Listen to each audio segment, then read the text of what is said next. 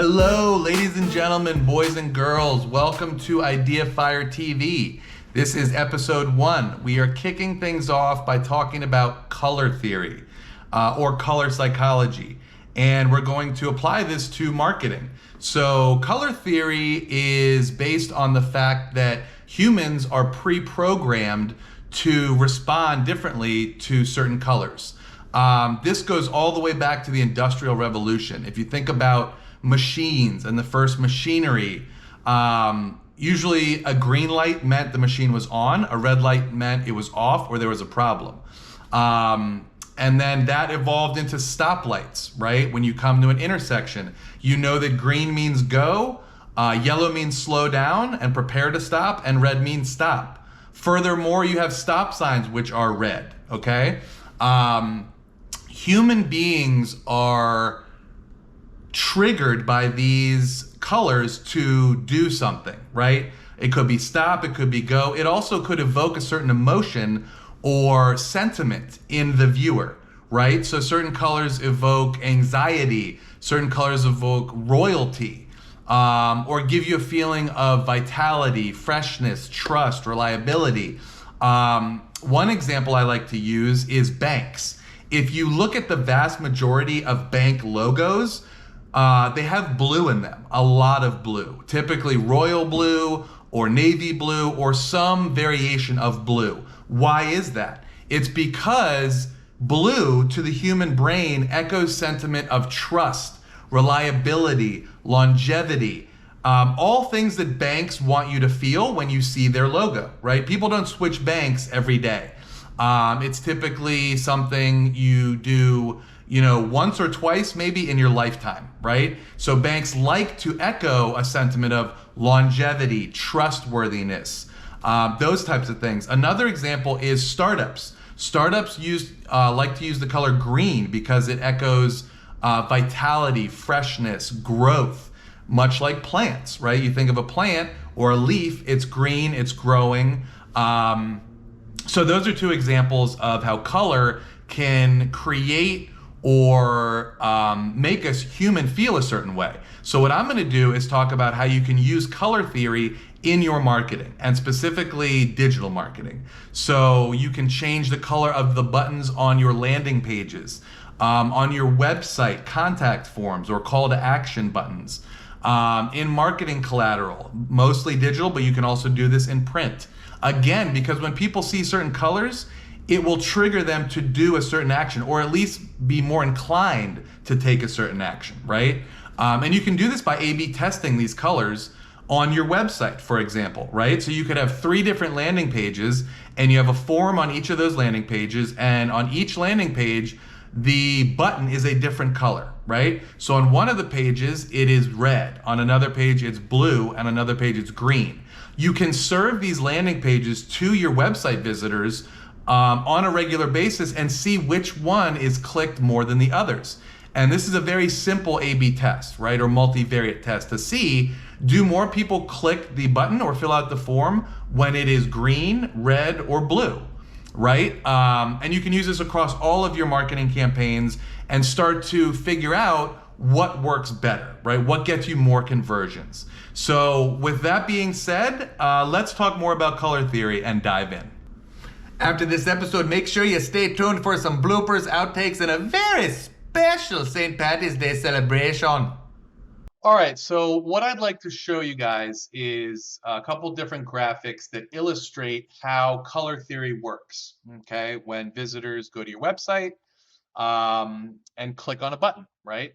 Typically, you want to consider using different colors for your call to action buttons, right? So again, call to action buttons are your most important buttons on your site. But this just gives you kind of an example of what I'm talking about, okay? Again, this might not be buy, right? This graphic corresponds to an e-commerce site. But again, this could be learn more, contact us, download resource, book an appointment, book a session, book a class, etc. You do not want to use colors like beige, gray, light brown, or colors that are going to blend into the background of your website. It's really important to consider contrast.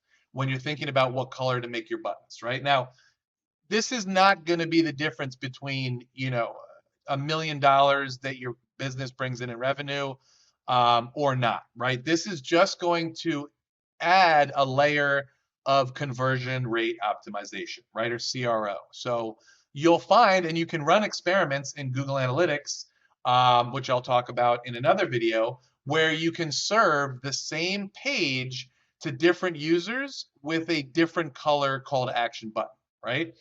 These are called experiments in Google Analytics. All the copy content is identical except the color of the button, okay? Let's dive into this next graphic, okay? This will give you an idea of how brands use different colors in their logos. This is from, I want to give credit where credit's due, this is from distivina.com, okay?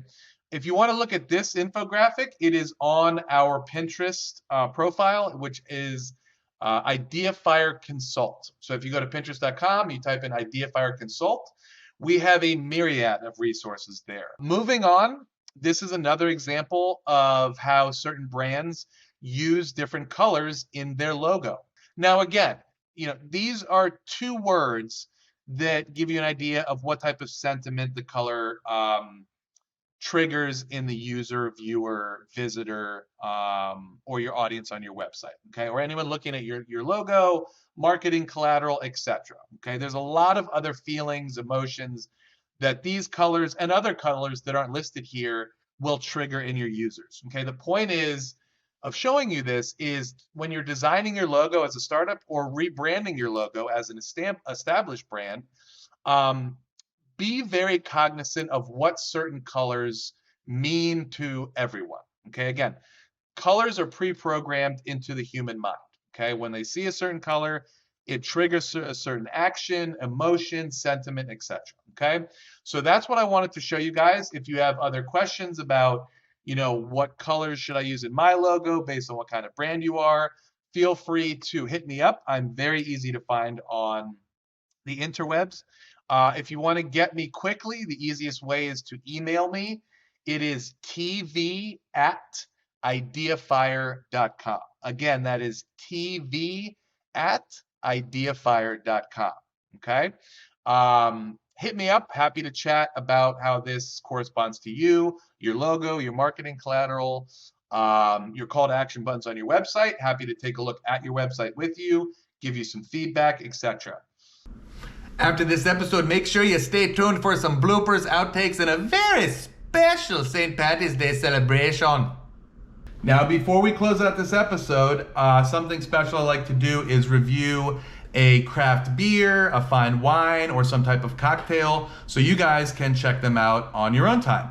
And today, for episode 1, we are going to be tasting Nepenthe Brewing Company's Spontaneous Deviations No. 3 Maple Brown Sugar Milk Stout. Pretty cool can art. So let's pour this up and see how it tastes. So let's see how this Maple Brown Sugar Milk Stout tastes, shall we? Again, this is from Nepenthe Brewing Company out of Baltimore. Quite dark, as you can see there, very malty.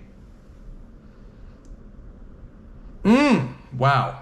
Smells very mapley, syrupy. Definitely get some brown sugar as well. I'm a big fan of stouts. I don't like super sweet stouts, so we'll see how this fares.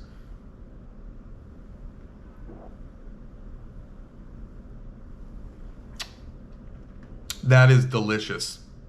Wow. Yeah, that is really good. Not super sweet either. I like it a lot. Pretty malty. The first kind of flavored notes I get are the maple, followed by kind of almost like a smoky brown sugary taste. Obviously very stouty, thick, and heavy, but really delicious. I was expecting it to be much sweeter, but it's not. So in my book, this is probably, I'd give it a 6 out of 10. I think we'll use a 10 rating scale for beers, wines, and cocktails. This is a strong 6. Nepenthe Brewing Company, Spontaneous Deviations No. 3 Maple Brown Sugar Milk Stout. And again, the 10th Brewing Company is out of Baltimore. Whenever possible, I will use or review local brewing companies, wineries, or liquors, because I like to support local businesses. That's just how it's going to be. So if you like stouts and you want to give this a try, I highly encourage you to do so. Again, I'm giving this a strong, maybe even a 6.5, 6.75. I don't know, approaching 7. Very tasty though, if you like stout beers. Thanks for tuning in today, guys. I hope you enjoyed this episode of IdeaFire TV. Again, this is episode 1. We're going to be putting these out as frequently as possible. We're also going to be interviewing some really interesting founders, asking them very poignant, interesting questions, such as, what does entrepreneurship mean to you? I'm going to ask them about the story behind their brand, how they came up with the idea for their company, what their ideas of good customer service is, what innovation means to them. So I'll be interviewing clients, friends, colleagues, and getting their take on some of those types of questions. And then I'll also be reviewing software. I'll be talking about some of the hardware I use, things like the Snapchat Pixie drone. I'll be talking about how I use that as a creator, how I use it for my clients. Also be talking about certain apps and platforms I use for social media marketing, scheduling posts, SEO tools, digital marketing tools, things like that. So I'll be covering digital marketing tips, tricks, hacks, secrets, and tons of resources, all for free for you guys. So please like, subscribe, comment if you have questions or a suggestion for something you'd like to see on the next episode, and I will see you next time.